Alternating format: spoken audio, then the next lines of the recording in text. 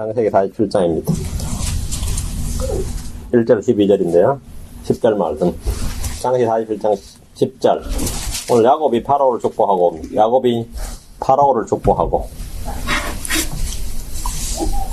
창세기 47장 10절.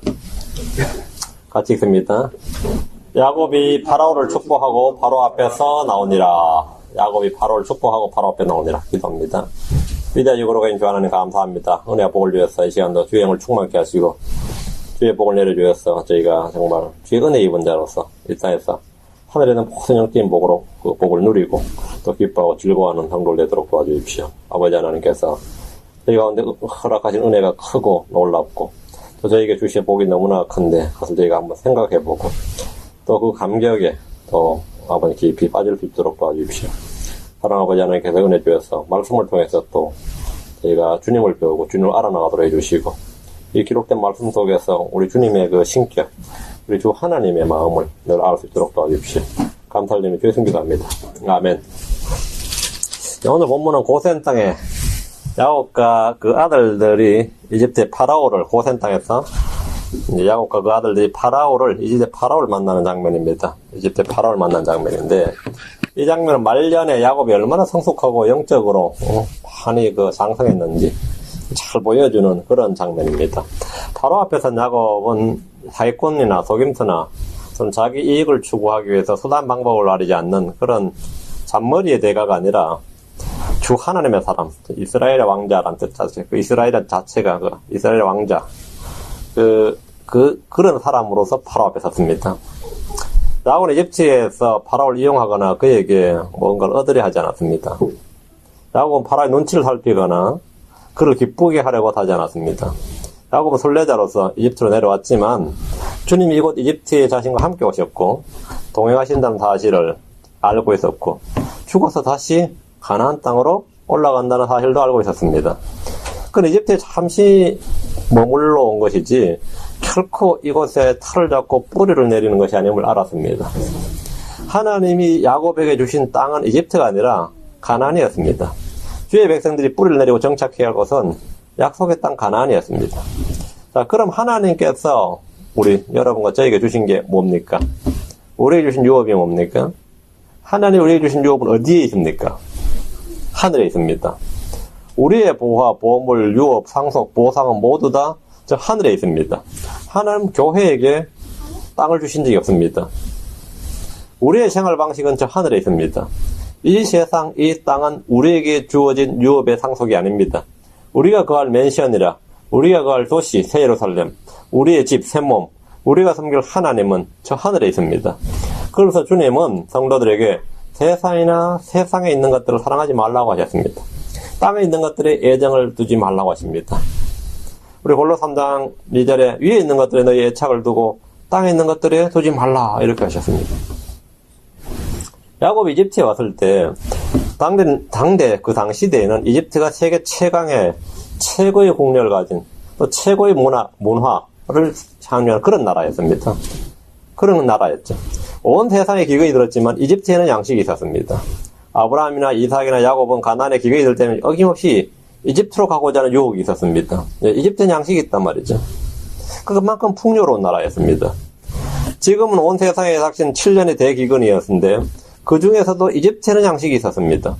파라오는 가나안에 야곱의 아버지와 형제들이 왔다는 소식을 듣고 그 형제들이 있다는 소식을 듣고 수레를 보내어서 야곱의 모든 가족들을 이집트로 모두 다 초청을 했습니다.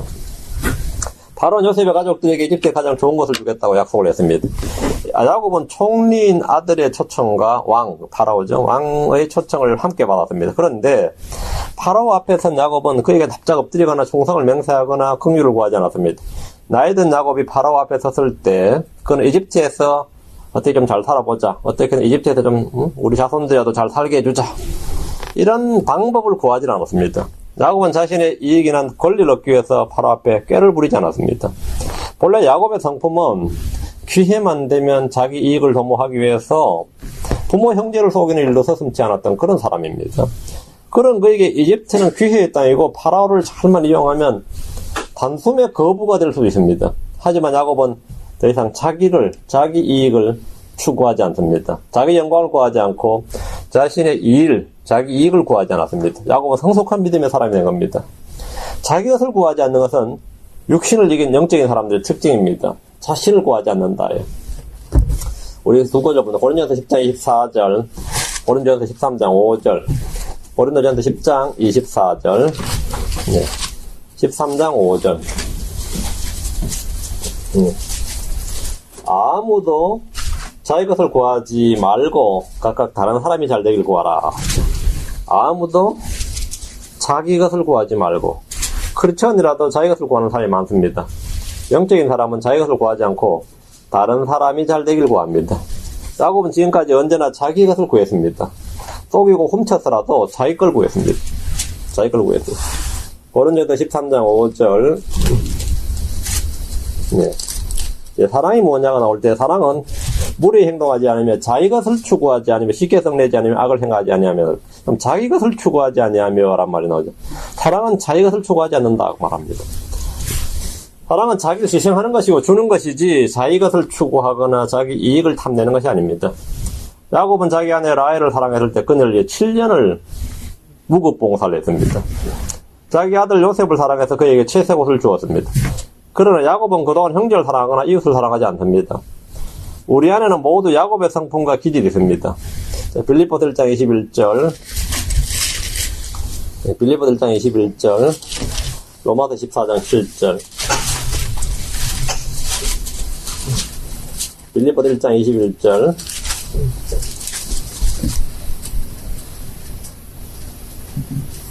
빌립보서 1장 21절, 2장 21절, 뒤로 넘겼다. 2장 21절.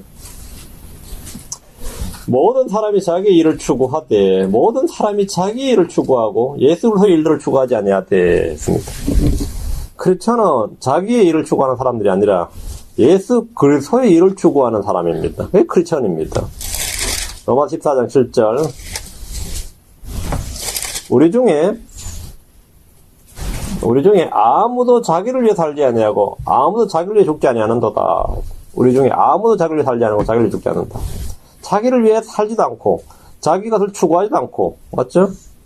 자기 것을 구하지도 않고, 자기 일을 추구하지도 않고, 이렇게 로마서 15장 2절 뒤로 옆으로 와서 로마서 15장 2절. 우리 각 사람은 자기 이웃을 기쁘게 하여 그의 유익을 구하고 그를 세워주어야 할지니라. 우리는 우리 이웃의 유익을 구하고 그를 세워줘야 됩니다.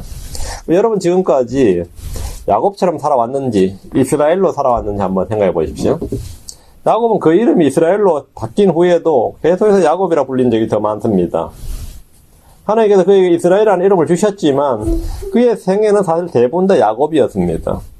우리는 그리스도인이 된 후에도 여전히 옛사람의 본성을 가지고 살 때가 더 많습니다. 크리스천이 된 후에도. 오늘 본문을 봅니다. 장세로 왔어요. 다시 본문을 봅니다. 1절. 그때 요셉이 가서 파라오에게 고하여 이르되 보소서 내 아버지와 내 형제들과 그들의 양떼와 소떼와 그들의 모든 소유가 가나안 땅에서부터 와서 고센 땅에 있나이다. 요셉은 파라오에게 자기 아버지와 형제들이 양떼와 소떼와 모든 소유를 가지고 고센 땅에 왔다는 사실을 알려줬습니다. 파라오는 이들을 이집트로 불렀고 이집트의 가장 좋은 것으로 먹일 것임을 약속했습니다. 파라오는 요셉의 아버지 형제들을 환대했습니다. 파라오가 은혜를 베풀고 환대한 것은 딱 하나입니다. 요셉 때문이었습니다. 한 사람 요셉으로 인해 온 이스라엘이 기근으로 멸망하지 않고 구원을 받았습니다. 주님은 어느 때나 한 사람을 통해서 일하십니다. 한 사람을 세우십니다. 주님은 아브라함 한 사람을 부르셨습니다. 그는 믿음의 아버지가 되었습니다. 주님은 요셉 한 사람을 통해 이스라엘을 구원하셨습니다. 주님은 한 사람 모세를 부르시고 이스라엘 구원자로 삼으셔서 출애굽을 했습니다. 가나안 정복된 여호수아 한 사람을 세우셨습니다. 하나님은 예수 그리스도 한 사람을 통해서 온 세상을 구원하십니다. 한 사람입니다. 2절. 자기 형제들 중에서 몇 사람 곧 5사람을 취하여 파라오에게 그들을 보이니. 요셉은 11명의 형제들 중에서 자기까지 이제 포함하면 12이고 11명의 형제들 중에서 5명을 뽑아서 파라오 앞에 보였습니다. 왕 앞에 선 5명 형제가 누군지는 지금 이름은 안 나오는데 요셉은 어떤 이유인지 형제들 중에서 5명을 뽑아서 파라오에게 보였는데 이들은 왕과 직접 대면하여서 필요한 것을 알아내고 명을 받습니다. 이들은 왕 앞에 실수하지 않고 요셉이 미리 알려준 대로 말해야 됩니다. 파라오의 왕자 앞에 선 형제들의 모습을 한번 생각을 해보십시오. 파라오는 형제들을 앞에 이제 대면을 해서 이제 1대1로 묻고 답하는 시간인데, 우리는 모두 저 하늘에서 그리스도의 심판석 앞에서 이렇게 1대1로 답해야 됩니다. 그때는 교회 성도들 몇 명 선별해서 대표자 몇 명이 서는 것이 아니라 각 사람이 모두 그분 앞에 서서 자신을 보여야 되고 자신을 설명하고 그분의 질문에 답변해야 됩니다. 그 자리는 구원을 결정하는 자리가 아니라 보상을 결정하는 자리입니다. 지금 형제들은 바로 앞에 이미 와 있습니다. 이미 이집트로 와 있어요. 가나안 땅 이집트로 와 있습니다. 예. 보상을 결정하는 자리입니다. 주님 우리 각 사람이 행한 대로 갚아주시고 상급을 주십니다. 3절 파라오가 그의 형제들에게 이르되 너희 직업이 무엇이냐 하며 그들이 파라오에게 이르되 주의 종들은 목자들이 온데 우리와 우리 조상들이 그러하나이다 하고, 파라오는 요셉 형제들에게 너희 직업이 무엇이냐 이렇게 물었습니다. 이는 요셉이 이미 예상하고 있었던 것이고 형제들에게 해야 할 답변을 이미 입에 담아준 것입니다. 요셉은 사전에 형제들에게 어떻게 대답해야 되는지 알려줬는데 형제들은 요셉이 말한 대로 주의 종들은 목자들이 온데 우리와 우리 조상들이 그러하나이다 이렇게 대답을 했습니다. 이집트의 파라오 앞에서 주의 종들은 목자인데 란 말은 이집트에서의 그 삶의 질이나 삶의 형태나 삶의 지위나 이 모든 걸 결정지어준 중요한 말입니다. 이들은 자신들이 입으로 목자라고 말함으로써 이집트의 주류 사회로 진입하는 길이 막혀버렸습니다. 목자라고 말하는 순간에 목자는 이집트 사람들에게 가증한 것이었기 때문입니다. 목자는 이집트 사람들 가증한 것이었습니다. 자신들이 목자라고 말함으로써 이제 이집트 사람들과 결혼하거나 기타 어떤 방법으로 연합하거나 섞일 수 없게 되었습니다. 목자라는 직업을 가지고 히브리인들은 이집트인들과 사귀거나 교류할 수 없습니다. 주의 종들은 목자들이 온대란 말은 이집트에서 동화되어 살기 어려운 족속이란 고백입니다. 우리는 따로 독립, 자치를 허용해 주셔야 됩니다. 이 말입니다. 우리는 목자들이다. 우리 조상들은 목자들이란 말은 지금 이집트에 살지만 이집트 사람들과 떨어진 장소에서 살게 해달라는 겁니다. 안 그러면 돌에 맞아 죽습니다. 목자라는 직업이 이건 가증한 직업이란 말이죠. 여기서 이제 이집트와 분리되어야 된다는 거예요. 비록 우리가 지금 이집트에 초청을 받아왔지만 이집트인으로 살 수는 없고 이집트 사람들과 분리되어서 살아야 한다는 뜻입니다. 이게 우리 목자들이 온답니다. 유대인들은 본래 목축업이 본업입니다. 이들은 전부 다 상관에 능한 세계 경제의 주축이 아닙니다. 오늘날 세계 경제, 정계, 재계, 금융, 언론, 학계 모든 부분에서 유대인들이 맹활약을 한다고 해서 처음부터 유대인들이 그랬던 것은 아닙니다. 유대인들은 목축업과 농업을 근간으로 하는 농경민족이었습니다. 그런데 그들이 살던 땅을 빼앗기고 온 세계를 떠돌아다니면서 목축과 농업을 할 수가 없게 된 겁니다. 땅이 없으니까 당연히 못하죠. 이들은 어느 민족에게나 가증한 사람들이었습니다. 이집트인들에도 가증했지만 목축을 안 해도 가증한 사람들이었습니다. 독일에 사는 사람들은 독일인들에게 가증했어요. 이태리에 사는 유대인들이 이태리에 있는 사람들은 가증한 사람들이었단 말이죠. 가증한 사람들이었다. 4절입니다. 또 그들이 덧붙여 파라오에게 이르되 가나안 땅에 기근이 심하여 주의 종들에게 양떼를 먹일 초장이 없기에 우리가 이 땅에 머무르러 왔사오니 그런즉 이제 원하건대 주의 종들이 고센 땅에 거하게 하소서 하니라. 요셉의 형제들은 자신들이 이곳 이집트 땅에 온 것은 가나안 땅의 기근 때문에 양떼를 먹일 초장이 없기 때문이었다고 했습니다. 양떼를 먹일 초장이 있었으면 불러도 안 왔다 이거죠. 이곳 이집트 땅에 온 것은 양떼를 먹일 초장이 없었다 이거예요. 지금 이들에게 필요한 것은 초장이란 겁니다. 가나안에서 올 때 양떼와 소떼를 모두 데리고 이곳에 왔습니다. 우리가 이 땅에 머무르러 왔사오니란 말은 이집트에 거주할 수 있는 영주권을 달라는 거죠. 파라오 앞에서 그들은 자신들의 필요를 구했습니다. 필요를 구했다. 이것이 기도와 간구입니다. 이게 기도와 간구입니다. 여러분들은 하나님께 자신의 필요를 구하십시오. 자신의 사정을 아뢰고 필요를 구하면 주님께서 모든 필요를 채워주십니다.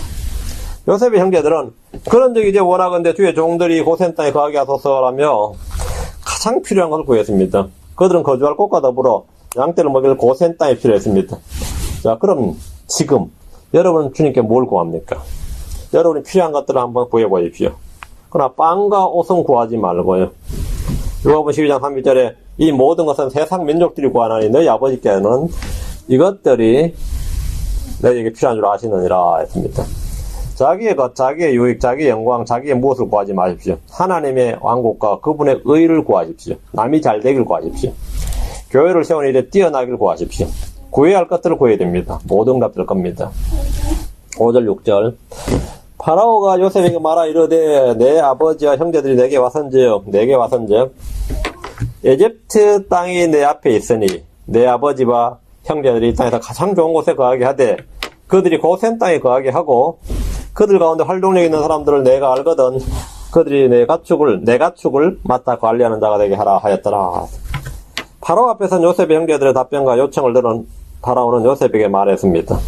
파라오가 요셉에게 말하 이르되 이랬죠. 파라오는 요셉의 형제들에게 묻고 들었지만 답변은 요셉에게 했습니다. 직접 들었는데 답변은 요셉에게 했어요. 요셉의 형제들은 파라오에게 구했는데 이 요셉을 통해 얻습니다. 파라오에게 구한 것을 요셉을 통해 얻는다는 거죠. 하나님은 우리가 구한 것들을 예수 그리스도를 통해서 공급하십니다. 우리가 구하는 것이나 생각하는 것이나 말하는 것이나 울부짖는 것이나 모든 것은 다 그리스도를 통해서 옵니다. 은혜와 진리는 예수 그리스도를 통해서 왔습니다. 믿음은 예수 그리스도를 통해 옵니다.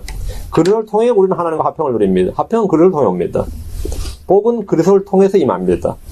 우리는 그리스도를 통해 모든 것을 할 수 있습니다. 권능도 그리스도를 통해 오는 겁니다. 지혜도 그리스도를 통해 오는 겁니다. 하나님은 그리스도를 통해 우리 안에서 일하시고 행하게 하시고 이루십니다. 그리스도를 통해서란 말이 주목가 있죠. 마찬가지로 파라오에게 구했던 요셉의 형제들은 요셉을 통해서 파라오의 은총과 긍휼을 얻고 필요한 것들을 공급받습니다. 요셉을 통했습니다. 파라오 요셉에게 에집트 땅이 내 앞에 있으니 내 아버지와 형제들이 땅에서 가장 좋은 곳에 거하게 하되 그들이 고센 땅에 거하게 하라 이렇게 그들의 요구사항을 선하게 응답해 줬습니다. 여기서 매우 주목해야 할 것이 있습니다. 형제들은 파라오에게 구할 때 요셉이 미리 일러준 대로 즉 요셉의 뜻대로 구했다는 겁니다. 요셉의 형제들이 요셉이 미리 말해줬는데 구할 것이 뭔지를 말해줬는데 이때가 기회다 하고 요셉이 일러준 대로 말 안 하고 다르게 막 말을 해버리면 어떻게 되죠? 난리 나는 거죠. 만약 요셉의 형제들이 요셉의 뜻과 달리 자신들의 뜻대로 구했다면 파라오로부터 아무것도 얻을 수 없었을 겁니다. 요셉은 형제들에게 파라오에게 구해야 할 것을 미리 알려주었습니다. 우리 주 예수님은 우리가 아버지 하나님께 무엇을 구해야 하는지 미리 말씀해 주셨습니다. 분명히 말씀해 주셨어요. 그런데 미리 말씀해 주셨는데도 불구하고 이제 무릎 꿇고 기도할 때는 자기 뜻대로 막 구하죠. 이때가 기회다. 주님이 내게 뭐라고 말했든지 간에 나는 내가 뭐라고 구해야겠다. 이러면은 뭐 파토나는 겁니다. 파라오는 요셉에게 이집트 땅이 내 앞에 있으니라고 하면서 내 아버지와 형제들이 이 땅에서 가장 좋은 곳 고센 땅에 가게 하라 이렇게 했습니다. 또한 그들이 목자란 직업을 가졌음을 이제 인정을 해서 그들이 내 가축을 맡아 관리하는 자가 되게 하라고 하면서 왕실의 가축 관리권을 줬습니다. 파라오의 재산 중에 가축들에 대한 관리권을 줬던 겁니다. 요셉의 형제들은 야곱과 자신들의 가축뿐 아니라 이제 이집트 최고의 권력자인 그 파라오의 가축까지 모두 관리하게 되었고 이집트에서 목자들을 뽑아 관리 감독할 수 있도록 했습니다. 엄청난 이제 나름 특혜를 준 거죠. 7절입니다. 요셉이 자기 아버지 야곱을 데려가 파라오 앞에 서게 하니 야곱이 파라오를 축복하며 요셉은 이제 자기 아버지 야곱을 데려다가 이제 파라오 앞에 딱 서게 했습니다. 요셉의 아버지 야곱은 파라오에게 서자 곧장 무릎을 꿇거나 뭐 내주여 하면서 굽실거리지 않았습니다. 두려움에 떨지도 않았고 잘 보이려고 어떤 가식적인 말이나 행동도 하지 않았습니다. 외삼촌 라반을 만났을 때 들에서 에서를 만났을 때 그가 보였던 행동들을 한번 생각해 보십시오. 자, 격세지감이죠. 야곱은 그들의 눈에 호의를 입기 위해서 자기를 낮추고 뇌물을 바치고 아첨을 떨었습니다. 자기 형한테도 내주여 해대고 뭐 그랬잖아요. 응? 파라오의 환심을 얻기 위해서 야곱이 미리 계획을 세우거나 거짓말하지 않았습니다. 야곱은 파라오 앞에 서서 파라오를 축복했습니다. 축복이란 높은 자가 낮은 자에게 하는 겁니다. 히브리 7장 7절에 낮은 자가 더 나은 자에게 축복을 받는다는 것에는 전혀 모순이 없느니라 이런 말씀대로 낮은 자가 더 나은 자에게 축복을 받습니다. 더 나은 자가 낮은 자를 축복합니다. 멜기세덱이 아브라함을 축복했습니다. 아브라함이 멜기세덱을 축복한 게 아닙니다. 멜기세덱이 아브라함을 축복했고, 믿음으로 이삭은 야곱과 에서를 축복했습니다. 믿음으로 이삭은 야곱은 요셉의 아들들을 축복했습니다. 하나님의 천사는 야곱을 축복했습니다. 우리 주님은 승천하기 전 제자들을 축복했습니다. 베다니까지 따라와서 데려가서 그죠? 축복했죠. 낮은 자가 더 나은 자에게 축복을 받습니다. 우리는 누군가를 축복할 수 있습니다. 우리는 누굴 축복해 줍니까? 야곱이 파라오를 축복해 줬습니다. 여러분도 누군가를 축복할 수 있어요. 뭐 내가 나 같은 사람이 싶어도 내가 더 나은 자다요. 마태복음 5장 44절. 누구보다 나은 자예요? 우리는 남보다 항상 자신을 더 낮춰야 되죠. 그게 크리스천입니다. 자신을 낮추는 게 크리스천이에요. 다른 사람을 나보다 낮게 여기는 게 크리스천입니다. 자신을 낮추는 게 크리스천인데, 최소한 이들보단 더 나은 자예요. 너희를 저주하는 자들을 축복하라. 너희를 저주하는 자들을 축복하라요. 우리는 저주하는 자보다 나은 자입니다. 저주하는 자가 낮은 자고, 저주를 받는 크리스천은 더 나은 자입니다. 마태복음 5장 44절에 나는 너희에게 이르노니 너희 원수들을 사랑하며 너희를 저주하는 자들을 축복하고 너희를 미워하는 자들의 선을 향하며 악의를 품고 너희를 나르며 너희를 핍박하는 자들을 위해 기도하라. 너희를 저주하는 자들을 축복하고 했습니다. 누군가 나를 저주하는 사람이 있다면 그는 나의 축복을 받을 자격을 갖춘 사람이고 나는 그 사람에게는 축복할 수 있는 그런 사람입니다. 아무것도 아닌 내가 최소한 그보다는 나은 자입니다. 다음 너희를 핍박하는 자들을 축복하라 했습니다. 핍박하는 자가 더 힘이 세고 강한 자가 아닙니다. 핍박하는 자가 더 낮은 자고 핍박을 받는 성도들이 더 나은 자입니다. 로마서 12장 14절에 너희를 핍박하는 자들을 축복하라. 축복하고 저주하지 말라. 나를 핍박하는 자는 나의 축복을 받을 자격을 갖춘 대상입니다. 나를 축복하는 자는 나에게 축복을 받아야 할 더 낮은 자고 나는 그 사람보다 더 나은 자입니다. 베드로 3장 9절에 보면 너희에게 악을 행하고 욕하는 자들을 축복하라고 했습니다. 악을 악으로 욕설을 욕설로 갚지 말고 오히려 그와 반대로 축복하라. 이런 일을 위해 너희가 부르심을 받은 줄 아나니 이것은 너희가 복을 상속받게 하려 함이니라. 악을 행한다는 것은 뭐예요? 나에게 악을 행하는 자, 너희에게 악을 행하는 자, 이 뭡니까? 나한테 참 나쁜 짓, 해로운 짓 많이 했다 이거예요. 나에게 못된 짓, 나쁜 짓을 많이 했다. 나에게 손해를 많이 끼쳤다. 이런 사람이 나에게 악을 행하는 자예요.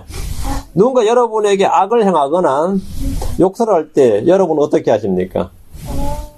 욕하는 사람이 전혀 모르는 사람이 아니라 참 잘 아는 사람이에요. 가족이나 친척이나 친구들일 수도 있고 교회 형제들일 수도 있고요. 직장 동료들일 수도 있습니다. 그들이 내게 악을 행합니다. 사기도 치고 거짓말도 하고 말이죠. 악을 행해요. 또 욕을 합니다. 자, 그럼 내가 그 소식을 딱 들었을 때 어떻게 해야 됩니까? 그 소리를 들어서 어떻게 해야 돼요? 설명하고 설득하고 사과를 요구하고 해명하고 침묵하거나 이게 다 내가 못난 탓이라며 자책을 하거나 아니면 오래 참고 견디며 모든 일이 잘 풀리길 기다리거나 또 이제 크리스천들 좀 낫다는데 주님께 기도하거나 맞죠? 아니면 재판을 걸어서 누가 잘못이냐 따져보자 하게 잘못을 입증하거나 뭐 기타 등등 그렇게 할 수 있습니다. 그게 우리가 할 수 있는 일이에요. 근데 그건 성경이 하라고 한 일은 아닙니다. 성경이 하라고 한 일은 뭐죠? 예, 축복하랍니다. 우리가 할 수 있는 일은 누가 나를 자꾸 악을 행한다. 그럼 한 가지 방법이 뭐죠? 그 사람과 관계를 끊는 거예요. 우리가 쉽게 간단한 방법은 그 사람의 관계를 끊는 거예요. 아니면 무시한다든가 투명인간 취급을 한다든지 관계를 못 끊으면 그냥 참고 견디든지 언젠가 몇 배로 갚아주겠다든가 결심하든지 뭐 함께 기도해 준다든지 뭐 그럴 수도 있습니다. 그런데 이런 것은 우리의 머릿속에서 나온 우리의 마음속에서 나온 뭔 것이지 주의 말씀은 아닙니다. 이런데 성경 그들에게 우리가 해야 할 일을 말씀을 해주셨는데 이게 뭐죠? 축복하라. 그저 축복하라. 우리는 이런 일, 축복하라. 이런 일을 위해서 뭐 했다? 부르심을 받았다. 이런 일을 위해서. 이런 일을 위해 너희가 부르심을 받은 줄 아나니 이것은 너희가 복을 상속받게 하려 함이니라. 이런 일을 위해 부르심을 받았어요. 제가 아는 크리스천이 있는데 그 며느리가 시아버지를 투명인간이에요. 사람 취급을 안 해요. 시아버지 상당히 제가 볼 때 믿음이 좋은 사람이에요. 저도 그 사람 알기 때문에 아는 사람. 그래서 4년이 됐죠. 어떻게 됐는지 잘 모르니까 나중에 사연을 알게 됐어요. 아들이 미국서 여기서 교통사고가 아주 크게 났는데 한 보상을 한 100만 불 이상 받았어요. 진짜 크게 났어요. 근데 어째 이 교통사고가 났는데 완전히 사람이 간 줄 알았는데 하나의 은혜로 보상은 한 100만 불 이상 받았는데 나와버렸어요. 그것도 완벽하게. 뭐만 알겠어요? 근데 아버지가 한국에서 건축 사업을 했는데 건축 설계사였어요. 사업이 너무 어려워가지고 아들이 그 돈을 다 아버지를 줬다고. 아버지 줬어요. 그리고 아버지 어쨌든 살았죠. 근데 그 며느리는 어떻게 아들 목숨값을 아버지가 가져가냐 해가지고 그때부터 인간치고를 안 해요. 인간치고 하는데 이야기를 딱 들어보니까 이해되죠? 이해 안 돼요? 제가 이제 미국 생활하니까 더 이해가 돼요. 제가 한국에 있을 때 그 이야기를 들었으니 그때는 며느리가 좀 그렇네 싶었기도 하고 뭐 남의 사정을 모르니까 미국 와서 딱 생각해보니까 충분히 그럴 수도 있겠구나 싶어요. 그렇게 내가 우리 생활에 우리에게 도움은 못 주고 해를 주냐 이렇게 생각하는 거죠. 도움은 안 되는 사람들이 말이죠. 근데 크리스천이 어떻게 해야 되냐 이 문제죠. 그 부분에서 어떻게 해야 되죠? 축복하라 이 말이죠. 요 일을 위해서 내가 부르심을 받았다는 거예요. 이 일을 위해서 부르심을 받았다 이거야. 그 뒤에 이것은 너희가 복을 상속받게 하려 함이니라. 복을 상속받게 하려 함이니라. 그런 경우에 내가 그 사람을 축복을 하는 거예요. 나에게 악을 행하고 나에게 손해를 끼치고 나에게 해를 입히고 나를 욕을 하는데 그 사람을 내가 축복을 했어요. 나를 핍박하고 나를 저주하고 막 이러는데 축복을 했는데 요 일을 위해서 우리가 부르심을 받았다는 거죠. 이건 너희가 복을 상속받게 하기 위해서였다는 겁니다. 복을 상속받게. 이런 때에 그런 사람들을 축복을 하면 복을 상속받습니다. 복을 상속받으면. 참, 그래도 제가 이걸 생각해보니까 저도 참 축복하는 사람이 많다는 걸 알았어요. 내가 많은 사람 축복을 해야겠구나. 축복을 해야겠다. 주님께서는, 복되신 주님께서 제게 이 복을 상속받을 기회를 참 많이 주셨는데, 제가 그때마다 기회를 잘 못 살렸어요. 기회를 잘 못 살렸어요. 이 말씀을 준비하면서 제가 축복해야 할 형제들 다 기억하고, 축복을 이제 앞으로 축복을 많이 해야겠다. 축복을 해줘야 됩니다. 왜? 복을 상속받는 길입니다. 여러분도 축복해야 될 사람 많죠? 그럼 축복하세요. 내일 여러분이 만약 죽는다면 오늘 어떻게 하겠어요? 아니면 내일 주님 오신다. 아니면 오늘 주님 오신다면 지금 당장 내가 해야 될 일이 뭐겠어요? 뒷받아 내겠어요? 그럼 소용없는 일. 내가 내일 죽는다. 오늘 죽는다. 내가 안다면 내가 해야 될 일이 뭐겠어요?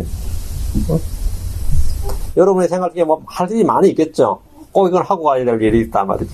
그것은 중요도가 완전히 달라질 겁니다. 여러분이 그 일을 지금 하시면 됩니다.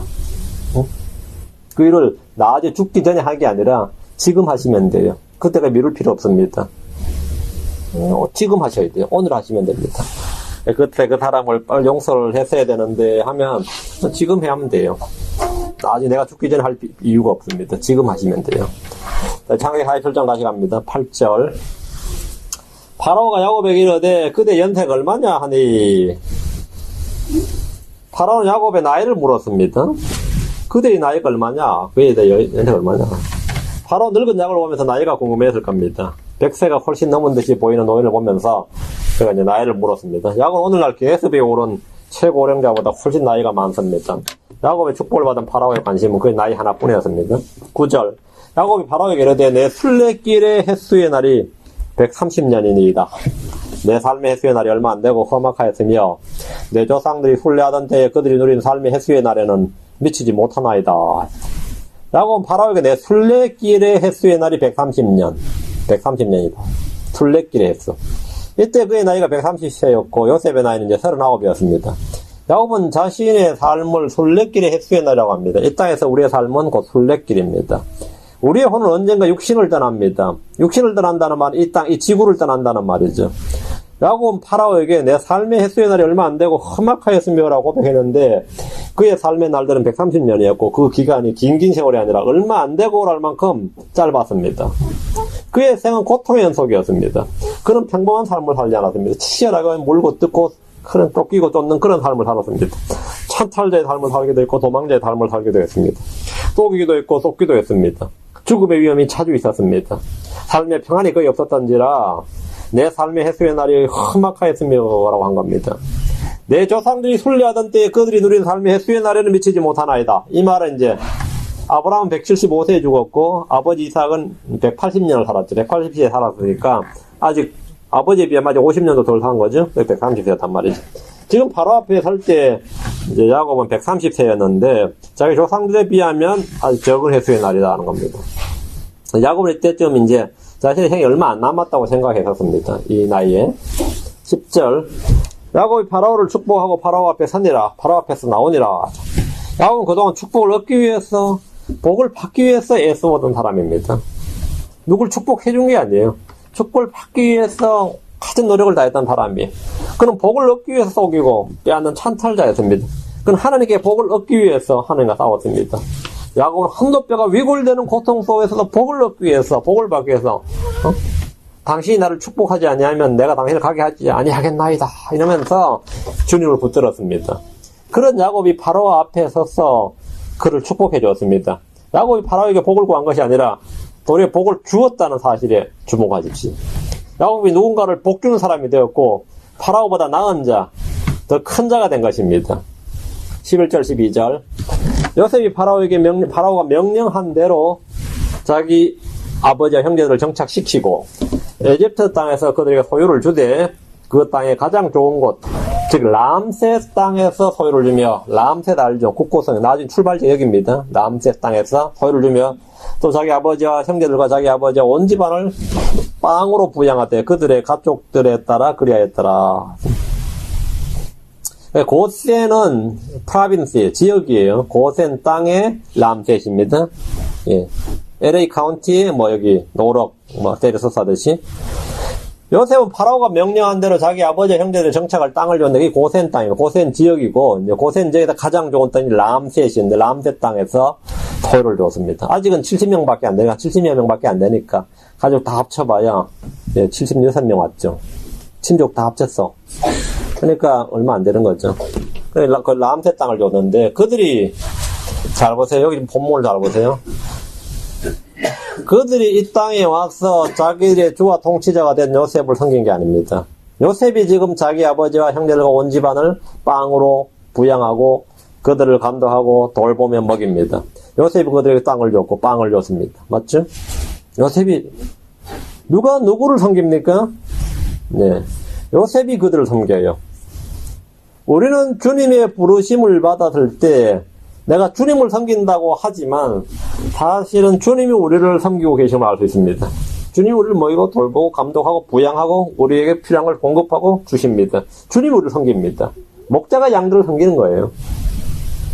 이게 얼마나 놀라운 은혜입니까? 우리에게 소유를 주시고 빵을 먹이시고 돌보시는 주 하나님의 은혜를 감사하고 찬양합시다. 주님이 바로 그런 분입니다. 우리를 부르실 뿐만 아니라 우리를 불러서 사실은 뭐 하신다? 돌보신다. 주님 우리를 세상에서 불렀어. 예. 물론 나를 섬겨라 그러면 이게 사실 우리가 주님을 섬긴다고 하지만 주님이 우리를 섬기는 겁니다. 이게 성경 전체 일관적인 내용입니다. 하나님의 은혜가 너무 큽니다. 이 하나님을 기억하고 있으면 여러분 마음도 함께 풍요로워집니다. 기도합시다.